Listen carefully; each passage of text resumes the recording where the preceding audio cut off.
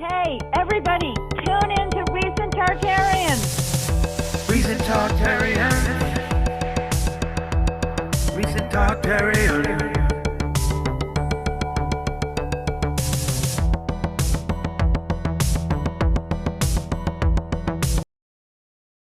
Sorry, I had a glitch. Can I show you my screen? Yeah, do you see the word screen share? Is it working? There it is. Yeah, it's Oh. starting to show up. Okay, can you see my screen? Yes, I can. Okay. Mikhail, Mikhail. like Michael Schumacher. So did she introduce Mikhail? Did she tell you a bit about what we want to do here with Tartars and Tartaria? She just told me that we're going to discuss maybe Tatar history, yeah? Yeah, Tartar history. And then also the idea of what I'm doing is trying to show that the Tartars were more advanced and more civilized than anyone else, or at least by many people, before a loss of history. There was a reset that's happened. We've had plagues, we've had dark ages, we've had separation of Eastern and Western Europe during the Renaissance and the Byzantine. But that we talk today in America about how great the Greeks were, but a lot of the Greek words we now know come from Tartar Sanskrit, Indo-Aryan, and the connection to the Tartars. So I'm very interested in showing that the Tartars had philosophers, had historians, had heroes, had writing, had civilization, right? That's the idea. Why are you so interested in Tatar history? Well, for one reason, I am Slavic, I'm Croatian, and my family have long had myths of the family being from the Tartars, and are Tartars that have gone from Tartaria. And the other reason is because right now it's a very popular idea that Tartaria was like Rome or Moscow or Atlantis, but we've lost so much of the history of it. So it also is worldly important to many people right now. In the internet, they're talking about Tartaria all the time now. And also make sure I say your name right. Dilyara? Yeah, Dilyara. It's like, yeah, this sound is you don't have this sound, right? I mean, English is made up of a bunch of foreigners, so it depends on where you go. Some of us say sounds, the others don't. Actually, that's the weirdest thing with English. Some people speak Greek English, and some people speak Latin English, and some people speak German English, but they're all the same language with 5 ways to say everything. Oh, Giovanni from Italy is joining us now. Yeah, he's also my friend from Italy. It'd be good to bring him up also, because another thing is the idea that Rome was Tarpeia, the Etrusca, the Etruscans. So if you start looking into Tar and Etrusca, and you see the Tartarians, the Thracians that lived in this area, that all of them were Tartar. Hey, Giovanni. Hi. So, Giovanni, what brings you and your interest in Tartars here? I think my only connection with Tartar is Dilyara, because she's my friend, so she invited me to this meeting. Well, I'm going to surprise you, and I'm going to ask you, did you know that Rome was actually stolen from the Tartars? The what? That Roma, Yes? the empire, the Etruscans were the Etruscans. Did you know this? No, I didn't know. Well, are you familiar with the rape of the Sabine women? No, I'm not. I'm gonna while Dilyara is setting up, I want to really quickly show you all something. Okay, so I'm gonna open something as kind of a start to this to give you an idea why I'm interested. So we know a lot about Tarpeian rock in Rome. Okay, so in Italy, there's a place called Tarpeia, and in fact, the daughter of Tarpeia Spurius was a Vestal virgin named Tarpeia, and the Tarpeian rock is where the Sabine Vestal virgins were thrown from the cliff, who refused to marry the new Roman soldiers. So there was a night in Roman history where the Etruscans were forced to take their wives and daughters away. The men were put into a party, the women were put into a party. The men were killed of the Tarpeians, and the women were thrown, the sacking of Sabine. The women were either raped and assimilated, or they were thrown from the cliffs. And so this is where Tarpeia comes from, and where Tartaria connects to the Tartars. And when we start looking at the culture of the Thracians, you can see this as well. The Thracians, an Indo-European people that were familiar with inhabiting what is now considered Greece, but Tar, for the TH is really Tar. So this is kind of interesting to me because around the world, there's a long history of talk of Rome in conquering people, and that Rome was on top of a place that was conquered. If you look for the vegetable sheep of Tartary in America and in Italy, this was very famous 500 years ago or so, that there was a vegetable lamb that was actually a sheep that grew from the ground, right? And this was to be found in Tartaria, the Tartars' empire to the east and the Tartars' empire to the west. This idea was so far that it connected on either side. Now we say, oh, this was also important, this underlying conquest of Sicily by the Normans. So this is when they started introducing this idea. Now we say this is cotton, the cotton plant that we make cotton t-shirts and all the clothing from. It's a vegetable sheep from Tartaria. So Tartaria is very mythical. It's very mythical, and most of the people around the world have stories about Tartaria and its great advancements. But these are all stories from 500 to 1,000 years ago. These were legends in the 11th century, 900 years ago, that Tartaria was, So this is, I find it very interesting. And yes, in so many ways, Rome is connected to Tartaria. Okay, so I'm ready. Fantastic. Well, let's start this thing properly. I'm going to say welcome everyone to Recent Tartarians with Andreas, Xirtus, and Dilyara. I'm from Tartarstan. I'm also Tatarian. Actual Tartar, like full on. Yeah, so I'm living in Naberdeen for now. But also I studied in Kazan for 7 years. So I wanted to tell you about my family, just a bit about my family. Not a bit, all the presentation will be about my family, and it will be about my grandfather. Fantastic. So can you see the screen? Okay, if you don't know some words, because I know that maybe some words will be difficult for you to understand, and maybe I can explain, okay, as we are learning English. So I'm sorry if I say something incorrect. You know how will be hello in Tatar language? Isamasas means hello. And I want to start with my grandfather, because you are interested in the customs of the life of the Tatar people. It's along this line that I can reflect it. Since my grandfather was a spiritual person, he was really a spiritual person. In our kind that means gender as well. In our gender, as history conveys, that means transfer or express. Since time immemorial, there have been 4 people who, as it were, could do miracles in and wonders. Yeah, I learned this interesting fact from my aunt, as she's fond of the history of our family tree. I want to describe you what does it mean, wonder. I can describe it. And there was a husband and the wife. Wife was pregnant. She really wanted to eat raspberries. And her husband has this skill. And then she asked the husband, I really want raspberries. Can you do something? And he said, okay, I'll do this, but don't tell anyone. And he grew the raspberries in a basement. And he was eating all the time the raspberries during the winter. But her friends all the time asked her, from there, how? And she told them. And after that, he died.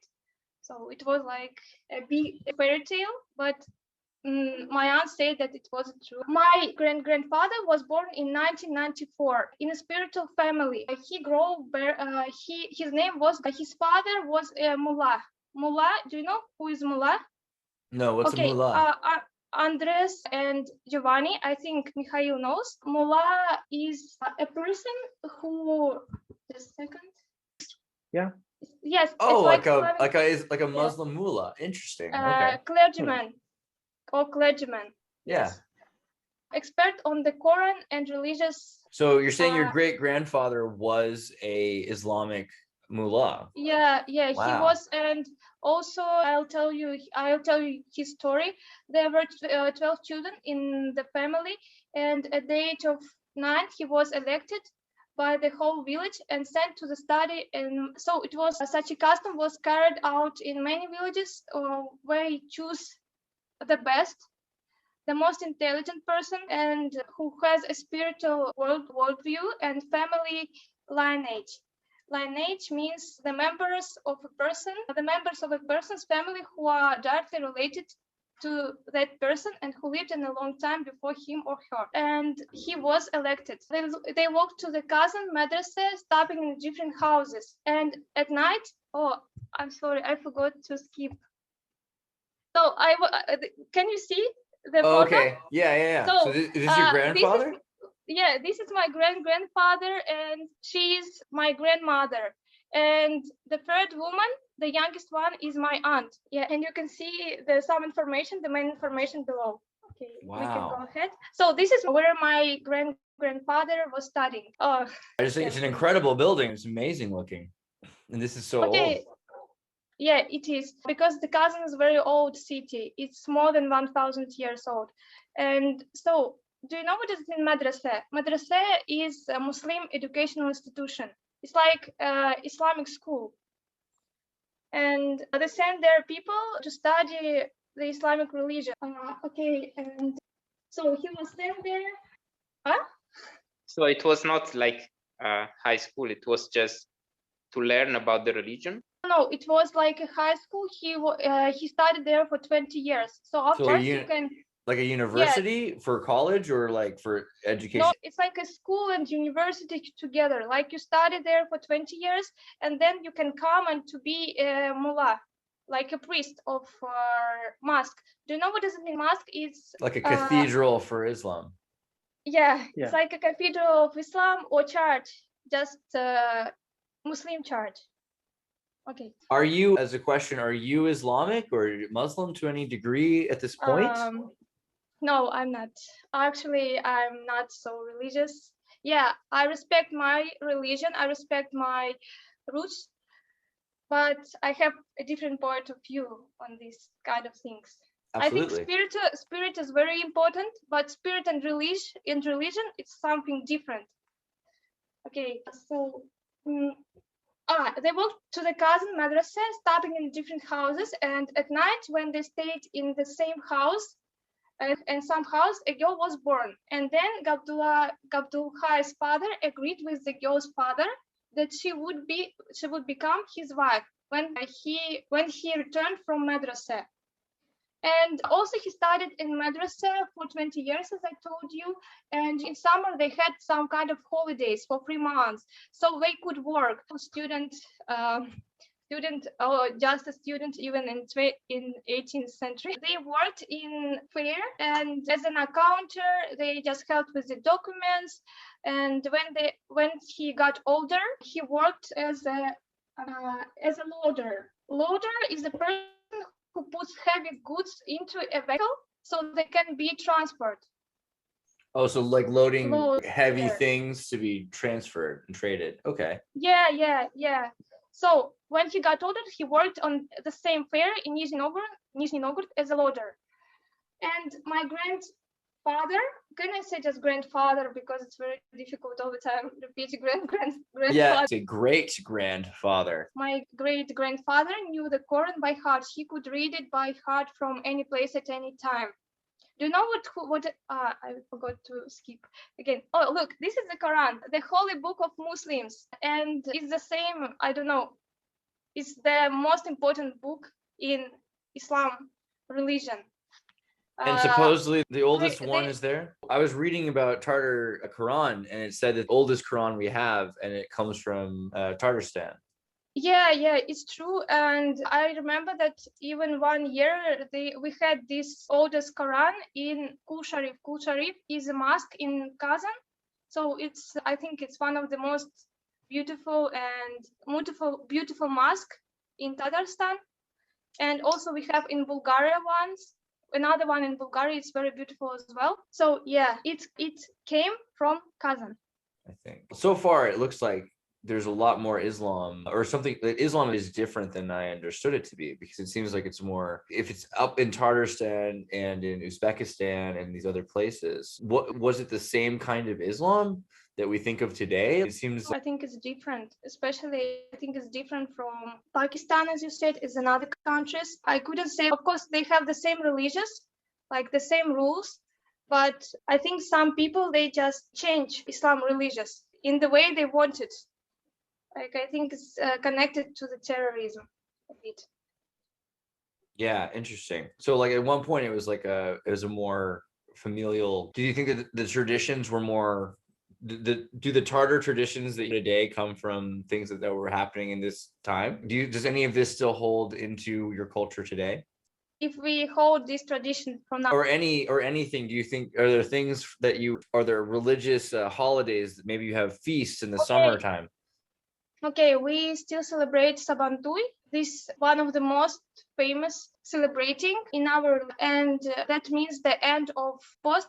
That means then you can't eat during 1 month. You keep the diet. You don't eat you don't eat before the sun goes down. And Wow, so you still do that? they think that like you're clean, your spiritual body. Yeah, and then they celebrate afterwards. When the 1 month passed, they celebrate and they call it. Usually they have so many entertainments. I also, when I was a kid, I went for Sabantui all the time because there were so many entertainments, and I like to win a lot of prizes because I was a sporty girl. And yeah, this tradition is still, we just still keep this tradition. And also, like my parents, they do, like before they eat something, like my grandparents, they say Bismillah Rahman Rahim and do like this. That means that you say thank you to the God for everything what you have. And I think there is so many, like there are more. If I will remember, I will say. So it seems like a lot of the culture is still in there. That's incredible. How long was it Islamic for in that region? I think you mean in Tatars? Yeah. I think it was from 134. Yeah, yesterday I read an article and they say that it was 34 years old from the beginning. Do you understand me? I suppose so. The Islamic religion was founded and started at the 7th century. Yeah. So in Tartarstan, but not in 14th century. I think a bit earlier. Maybe about 11th or 12th century. Yeah. Wow. Okay. So for quite a while, for like maybe almost 1,000 years. Okay. Thank you for helping, Mikhail. Okay, so we can go ahead. So there's another photo. My granddad and his daughter, my grandmother. So they're sitting together. And as I told you, the prayers was also obligatory. The praying was also obligatory 5 times a day. And once a year, they kept Uraza. Every year, the Uraza is shifted by 12 days. So, no, how can I do that? How can I skip? Yeah, and the cycle was done during the 30 years. That's incredible because this is very similar to the Mayan calendar. In America's the Mayas and the Aztec wheel. They have the Mayans have a calendar that has 12 days removed for the days out of time because they're using a lunar calendar. Because they use the lunar calendar. I have a question about the dressing of the woman. Yeah. Is this still a typical way to dress for, like, maybe I imagine old woman in Tatarstan? Okay, for old women, for example, my mom, she doesn't wear like this, but my grandmother and for now I have just two grandmothers. They still wearing like they still wear this outfit. Wow. What And about your grandfather's hat, the fez and hat? yes, this hat is the name of the hat is tubiteka. It's a traditional hat. Usually, men they wear this hat. It's a very cool hat. I could imagine wearing it myself. I like it. Yeah, we also have one in my home. Yeah, but when we celebrate something, for example, I don't celebrate Uraza for a long time, but my parents, they sometimes go to our relatives, and my dad, he wears tubiteka on his head. So yeah. So it's still typical. I mean, tradition. They still use it as a tradition. Yes, they still use it, especially if you go to the mosque. If you want to go inside, you should wear something on your head and cover all your body if you want to go outside. Okay, I understand. Thanks. Welcome. About the story of my family, we can go ahead. I want to tell you something about repressions because my family also faced this time. Village chairman liked their house because actually they lived good. Like my grandmother, she was wealthy. She had her own shop.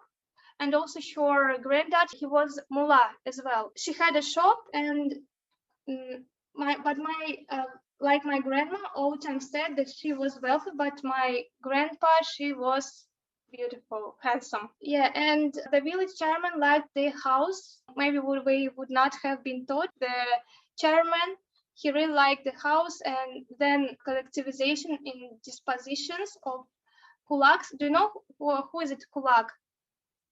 Why don't you explain it better?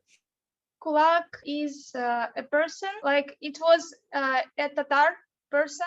Usually he keeps a lot, he was wealthy. Like they had a lot of possessions.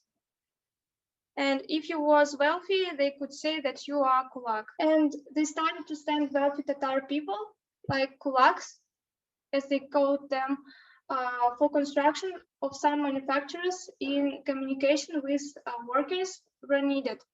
And then Tatar people were not and because Tatar people, they weren't lazy, they really can work because they were wealthy, but at the same time they worked for this, really were hard working. Factories, they needed a good hands for work. They sent my family, like grandparents, in 1931. At night, they had to leave their homes without everything. You can see on the pictures also this situation, then they just keep what they have and just leave their houses. They left their homes, they just took what they managed to grab, and their small kids all loaded into wagons. They didn't know where they were being taken. The construction of production was going on all over Russia, so no one knew where they would get. They can go to maybe Siberia, so many different parts of Russia. They didn't know where they can go or where they can come. So many people died in the carriers, especially their children were very weak, especially small children, and they just thrown them away from the train. And the sick were, so when they sent them somewhere in Russia, they didn't know, like they didn't know they were sent somewhere to work, to like gulags, essentially, to a gulag. Is that right? To like a Soviet working community in Novosibirsk or somewhere where they have factories and you have to live in collective housing. Okay. Yes, you agree. I agree with you. Yes, you're right. And yes, they didn't know where they go because there were so many cities they built and manufacturers they built in that cities, and some scientific cities also. So they just needed new hands because they built a Soviet Union.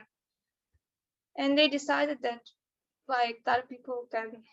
So they spread out the Tartar people all over the entire Soviet Union to west, east, south, north, doesn't matter. Just get them all from where they were separated from each other, so they can't work with each other anymore. Is that about right?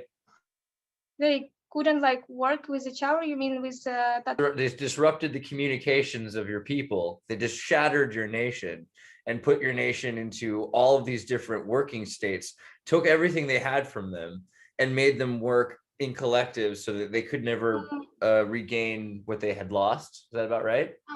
I think, yeah, but I think they just took something from wealthy people. They did with the wealthy people, not with all of them. Okay, so how much of the population then was removed from Tartarstan? You think like percentage? You think like half of the population or a tenth of the population? I can't tell you right now, actually, this information. It's very interesting. I would search for this information, but I can't say. Maybe I can help you, Dilyara. So if we say, yeah, about the number of people, if we say that it was about 30 million people that were died in Gulag all over the country, all over the USSR, it was nearly 15% of the population of the USSR. We can, in this case, we can say that it was about the same in Tatarstan as in the whole country. Wow. So it's about 15% died in the gulags and in these communities where they were working. That is hectic. That is really, and I don't think people really understand the difference of, imagine what we're looking at, how different this world was before. This is a huge change. This was amazing. And then to have it all torn apart, crazy. That was horrible period.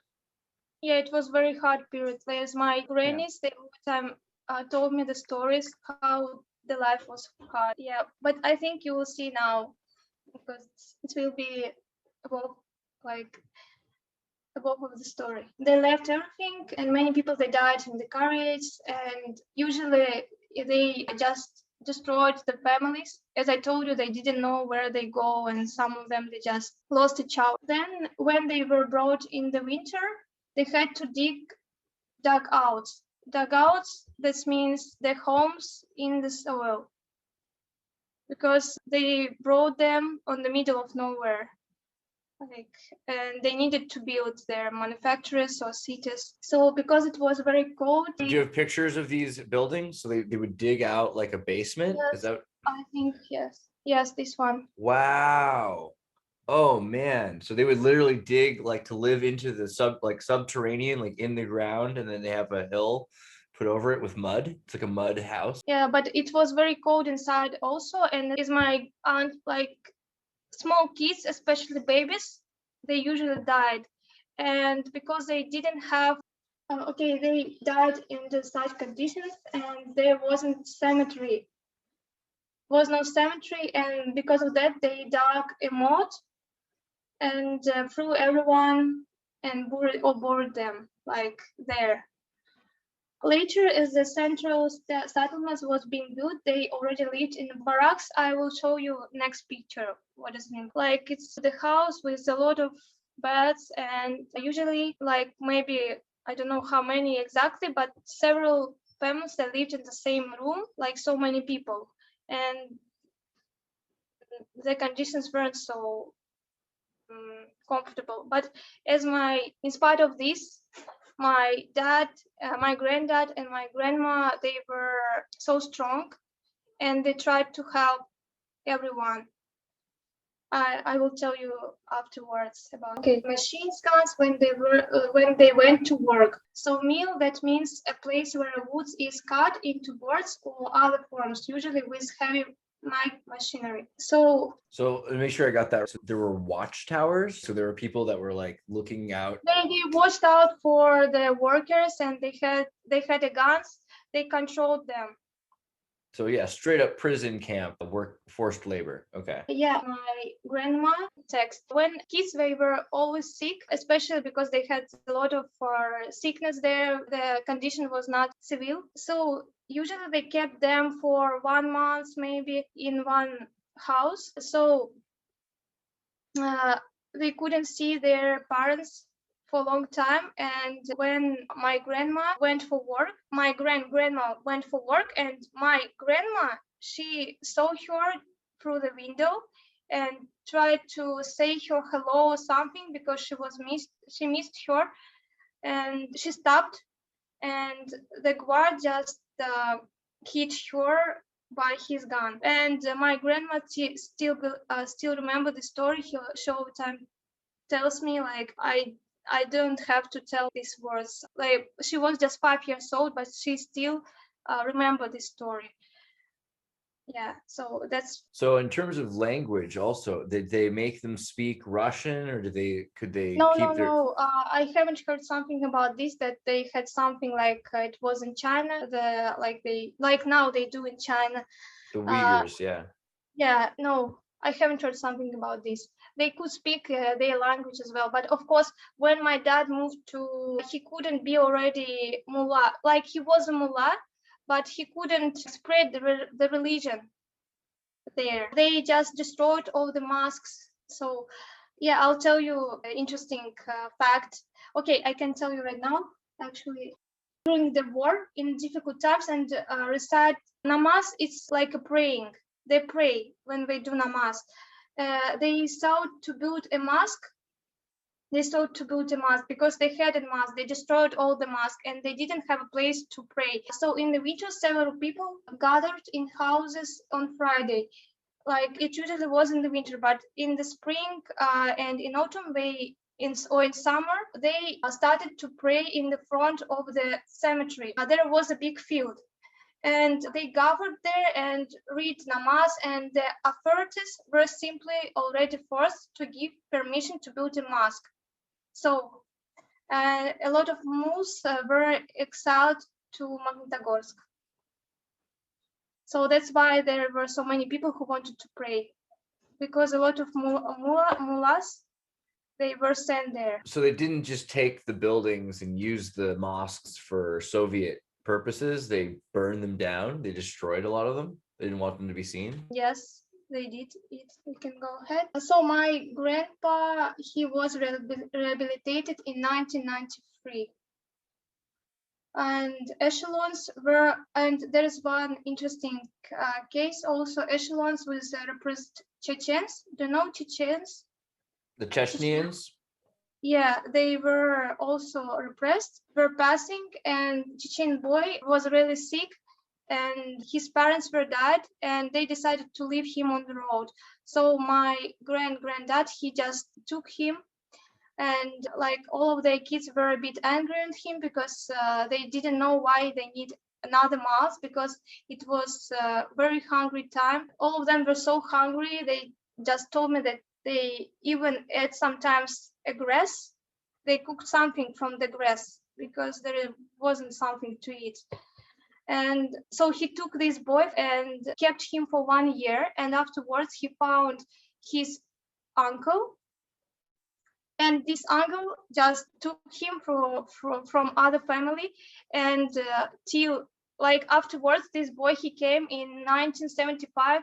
He found our grandfather. He said he was very thankful for everything he did. And after my relatives, they came to Chechnya.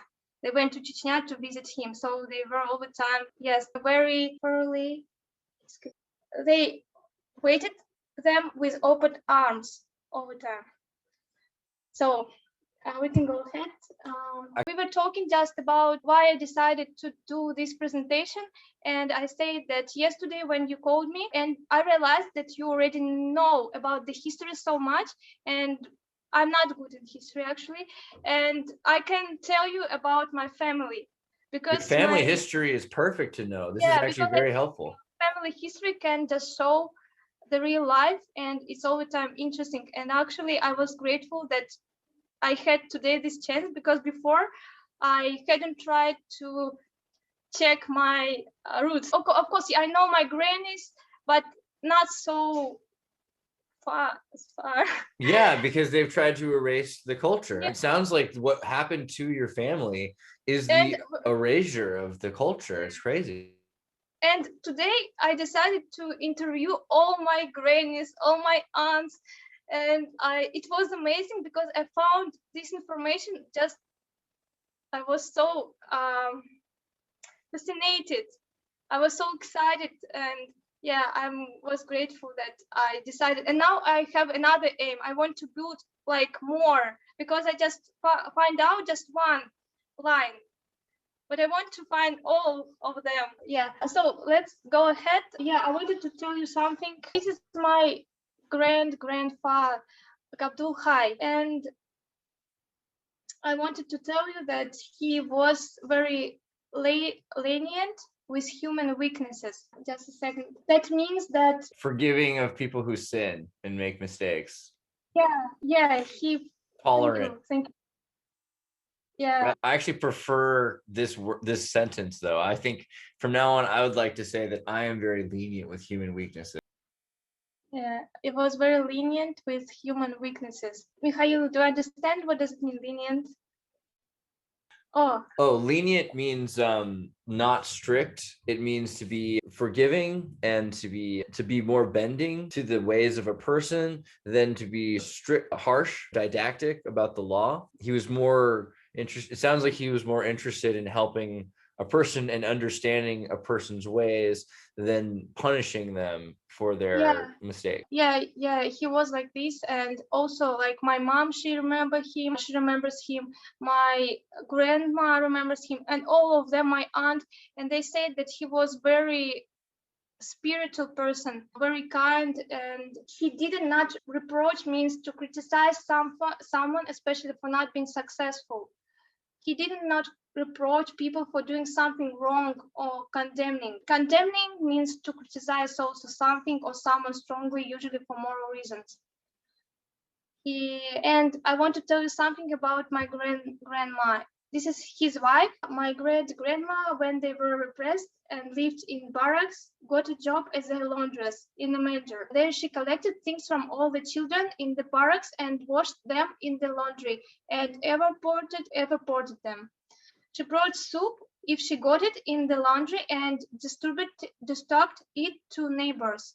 So she gave a soap to neighbors because it was no one had soaps at that time. And if she had a chance, she just gave everything to neighbors in the same barrack there she lived. She was treated with great respect all the time. And my grandmother died on December. It was very cold. There was such a strong wind, such a blizzard. The snow was knee deep, and young guys replacing each other ran to the cemetery to bury her. So the guys, they replaced each other all the time because they needed to bury her, because in Muslim religion they have like a custom that if Muslim person died, it needs to be buried quickly. So they couldn't wait, and like they just, my aunt said that it was quite far to the cemetery. It was quite far, the cemetery, and because it was very cold and they didn't have like very warm clothes and they couldn't stay for a long time like outside, because that's why we change each other all the time. So yeah, so we can just go ahead. I think distinctive characteristics of Tatar people: Tatars do not abandon their own.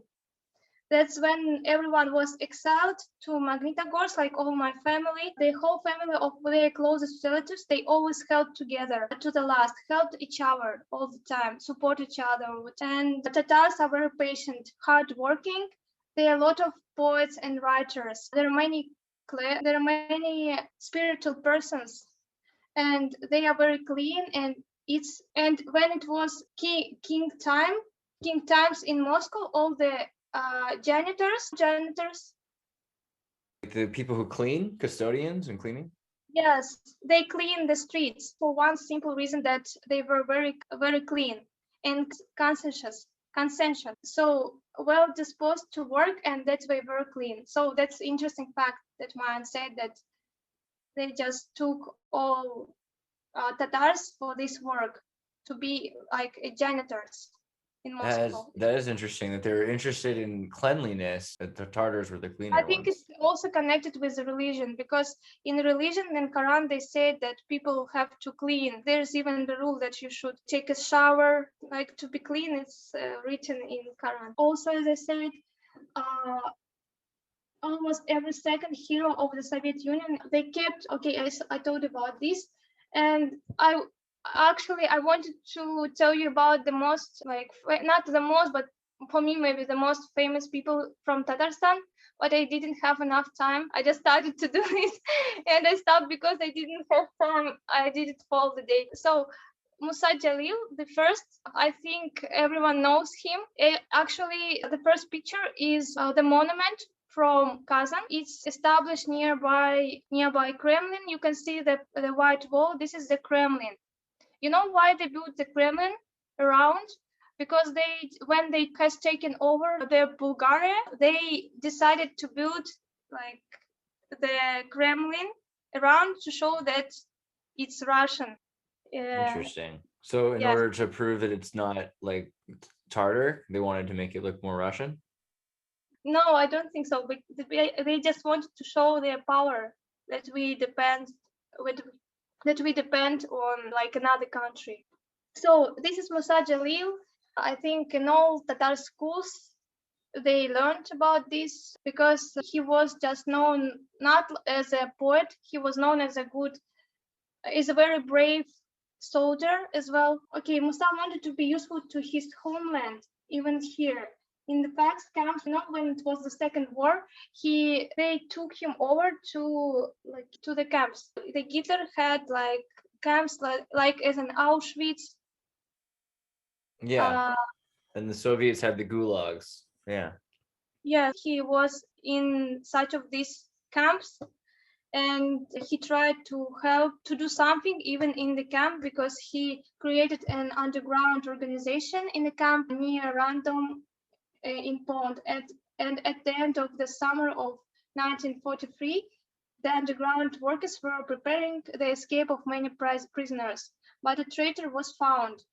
Someone betrayed the plans of an underground organization. The Germans arrested Jalil, and for being a member of organizer of the underground, the Germans executed him in August 25, 1944. The execution took place in the Berlin Plötzensee prison. That's why he is very known. But yeah, and also I could tell about also the writers, the Princess Suembike, and for now we have a good actor, Chulpan Hamatova. She also played in Russia they have a book. It's called Who is Open the Eyes. This is the book. Just a second, I will ask my mom because she knows. Okay, cool. Zulikha, I know, I can help you. Speaking about the book, Zulikha Opened Her Eyes. But I wanna, if we talk about the famous Tatar people, I think it's necessary to speak about Yerulin. It's a musician. He was a musician. He wrote a music for ballet. So you know, Russian ballet is is well known all over the world. And if you wanted to knew something about Tatar music, so first of all, and it is much easier to know about something about music, about culture of Tatarstan in books. So if you don't know Tatar language, so you can listen to this music, to this maybe even watch the ballet. It calls Tatar. It is about fairy tale of Tatar people. Yeah, but why famous and so outstanding? Because he combined the modern and popular music, classical ballet music, and Tatar melodies. So that's why he's so prominent. He's a real, quite well-known musician in the world. Yeah, I think in terms of Tartar culture, I just wonder how much of it we have from before 100 years ago now. It's so crazy to think about how much of it's been erased, taken, shattered into pieces, fragmented all over the Soviet Union and erased. It's just crazy to imagine people that have so much going on. You see how the buildings looked in Tartarstan 100 or 200 years ago, and they're things that we would aspire to do in the future. They're so civilized and cultured, and the architecture is incredible, the music's incredible, and clearly if these are the people in the prison camps that 100 years later, then they come from the Tartars come from very educated people, very intellectual people. So it's very clear. Yeah. So are you interested in ancient history? And so you told you are from Croatia, yeah? Yeah, Am I right?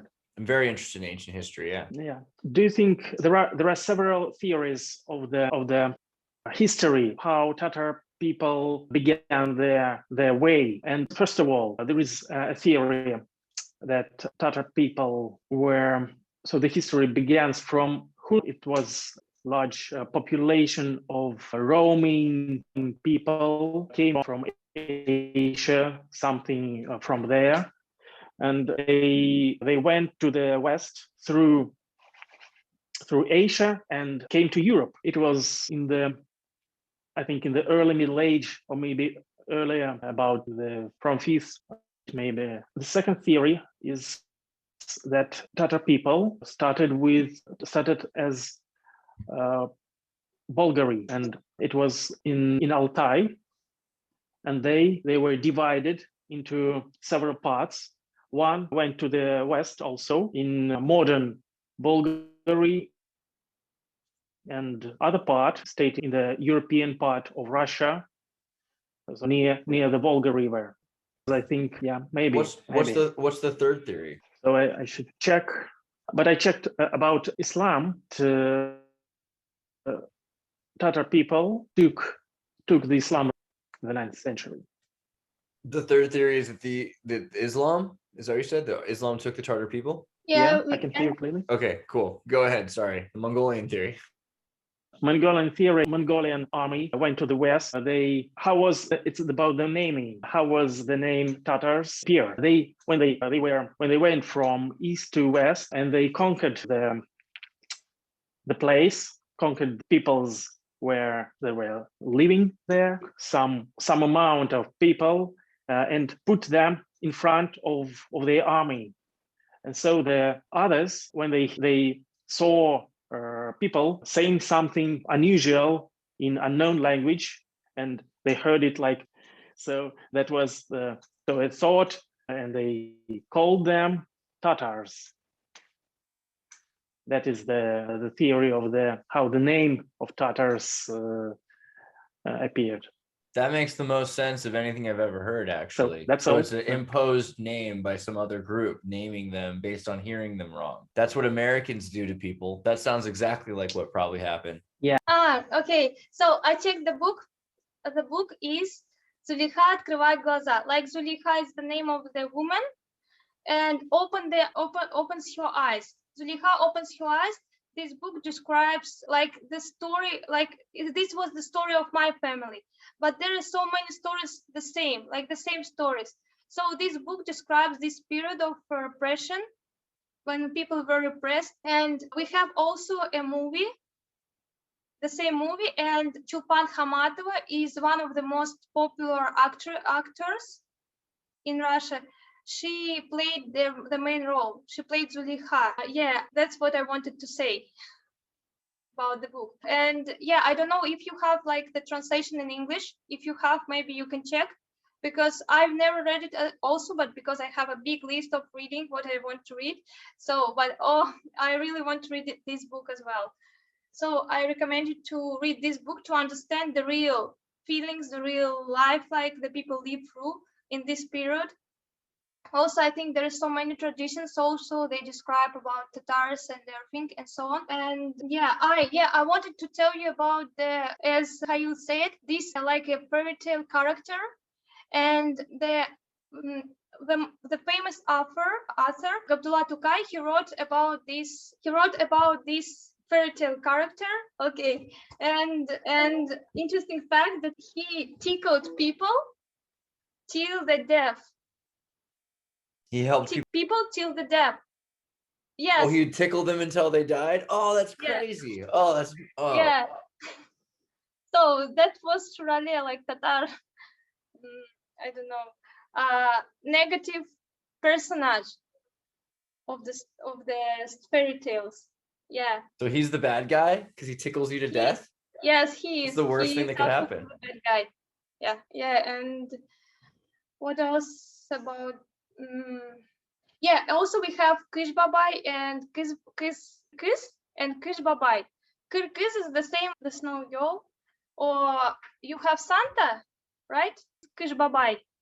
Krish Babai. Krish Babai. Is it very Yes, similar? Kish Babai. How what's very different about it? What makes it more its own Tartar thing? The same thing, but just in Tatar. Does he wear blue or red, or what color does he wear? Okay. I think he wears blue, but let me check. Kish Babai. I know that it's different from Russian. Oh no, he wears not blue, but okay, he can wear blue or white coat. And Kish Babai, they are like New Year characters. Yeah, it's entire language. And Kyrgyz. And what does Kyrgyz look like or dress? Because she dressed in a long dress. The coat has a dress, long dress, and it is quite a gold and white. And a hat, a special typical hat on her head. Yeah. So it seems like this. So can you tell us something about California? Did you know that the Russians conquered California as well as Tartarstan at one point? Yeah, California was once under the control of the Russians. As I've heard, the California is the center of IT technologies. Is it right? In a way, I think we are. I think we're the first for sure to be like, right now, if you go to like Silicon Valley, I'm from Silicon Valley in Santa Cruz. I was raised in technology, so I'm very familiar with technology and intellectual property, copyright law, and these things. Like lawyers for technology are very common, and Silicon Valley has pretty good tech lawyers now for tech law. But if you go to different parts of the world, you'll find great programmers. There's great technology everywhere now. And even when I was a kid, there were university towns around the world that were all connected together. And so you think about Poland had internet in the 70s, and Novosibirsk has a silicon forest in Russia, and Kazakhstan had the spaceport, which is a highly advanced internet place. And so there are places that were on the same level. And I think we all see each other that way, like people that come from those technological places. At the same time, not all of California is technologically brilliant. We just have, a lot of kids have access to Alexa and Siri and Amazon. If you want something from Amazon, you can have it today. Amazon gets it to you today or like tomorrow. Like you can get something like instant gratification and things like that. I've left California, by the way. I've moved away from there, but that's where I grew up. It was a very Chernobyl. It reminded me of Pripyat and Chernobyl, I think, is what California is like. It's right on the edge. Interesting question, Dan. You told that you can order everything from Amazon, and do you remember how to go to the shop? Exactly, right? Yeah. And that's another, I think a lot of people don't go outside as much. The whole society was shut down so hard that most of the personal small stores that were left are gone. And so many of them were gone because it's so expensive to rent. You have to make so much money to keep the business that many businesses can't last and were shut down. And all of these restaurants were shut down. And so there's very few, very big franchises that have come and taken over a lot of the small shops, which is a tragedy. But I remember how to go places and do things. What do you know? What do you want to know about the history of Tartarstan, or maybe some special things? Yeah, I want to know more about, and by the way, this has been really great because I'm learning a lot, and this helps me understand like what happened in the last 100 years. But I want to start trying to piece together the pre-history of the Tartars in Italy, the Tartars in California, the Tartars in China, the Tartars actually with boats around and where they were traveling, linguistic evidence of the Tartars in all these places, the Vinland map, which shows the Scandinavians working with the Tartars in a trade network, and even looking at Bulgaria at the Tartarian tablet, which shows the older than Babylon, older than Sumeria. Now we have is the Tartar writing. So we know that the Tartars had this writing system before anyone else, and that it's not about war, that writing is about trade. So that clearly they were interacting with people. And the Phoenicians have their capital as Tyr or Tar. And so you start seeing how Islam existed, even as a word. Islam existed before the last few thousand years as an ideological concept. Like there was, Islam means submission or bliss or alignment within living correctly. So there were a lot of different versions of that. So even in Spain, we have the Cordoba Caliphate and the Khazars from modern Georgia, where they have the Tarkhan and the Tarmaks. And so Tartar, I just want to connect all of the Tartars together and find out what's going on. But what I'd like to also say is what you've shown me today is what they did in America to the Tartars, they did in Russia. Because the Americans, we say things that we don't even realize are anti-Tartar. Nobody remembers the Tartars in America. But if you say, what in Tar Nation? Like Tar Nation. And if you talk about tar on your teeth and tartar and steak tar is meat that's not cooked properly. And there's all kinds of things that we do about the Tartars, but nobody remembers that it's about them. It's just, we've tried to make them look bad. Also, there are some population of Tatars in Australia, in Adelaide. Oh, really? They went there. Yeah, even I know someone from Adelaide. It was immigration after the First World War, and after the revolution in Russia in 1917. So they went to Australia, to China, and then to Australia, and found there quite large population, quite large place to live.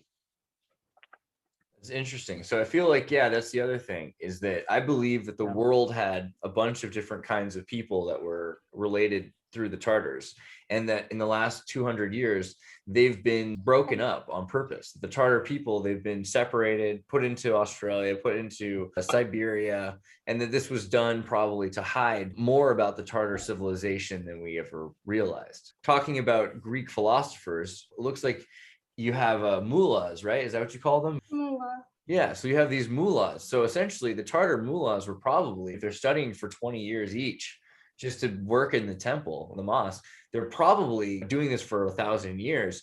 You're going to have really great Tartar philosophers from 1,000 years ago. And that stuff's missing. I'm sure we could look for it, and I hope that we're going to find it. But it's also interesting, the Soviets wanted it destroyed. It's going to be a challenge for us to find the history of the Tartars now. But I'm very convinced that there's great stuff there. Also, I wanted to That's tell wonderful. you that, and it's very wonderful. Why? Because we connected through, and Mateja, like, they are very good friends for me. And that's wonderful fact as well. It's like a coincidence. Yeah, because I asked Alyosha to have a big conversation with my students also, and afterwards he said me, oh, I have a friend, he's interested in Tatars. I was like, where is he from California? I was like, why he's interested in Tatar culture? And now it's it's wonderful. It might sound weirder than it is, but the idea that the Tartarian Empire or confederacy or trade network that existed, that most of the lost history of everybody comes down to what happened to the Tartars, is interesting, and it's compelling. And I think you'll find that there are Tartars all over, not just in Australia. They're in the rainforest, and so and just the fact that they're everywhere makes you wonder, what was the world like before, and what are we missing? Because I see the mosques being burnt down as a sign that a lot more was lost, and that the world that we see today is not as impressive as the world that was taken from us, and that we can get back if we can learn about it. And I'm sure somebody has some of the records, because they usually keep that stuff secret for a few people. So it's compelling to me that we study and investigate Tartaria and the Tartars, because there's so much there. It's the cradle of human nature. Yeah, that's amazing. It's native. And I also wanted to go to at my granddad. He built the mosque he built the mosque. This granted, he built the mosque, and this mosque is established somewhere nearby Kazan in one village. So I wanted to go there. If you get the chance, please take some pictures of it. Yeah, or if there's I want internet. to take a video also. I want to take a video because it's just wonderful. I want to go inside. I want to, I don't know, maybe try to speak with my relatives, like in a spiritual way. That sounds awesome. When Yeah. they open up the border again, like I'll definitely come through and visit. Yeah, all the time. Welcome. I want to say thank you for making the time to do this. I hope we can do this again at some point. I'm going to start digging deeper into this. Thank you very much. Okay, thank you. So keep in touch. Yeah, Dilyara and Mikhail, thank you so much for coming and for sharing your history with us. And this has been really wonderful. Okay, goodbye. Hey, everybody, tune in to Recent Tartarians. Recent Tartarian. Recent Tartarian.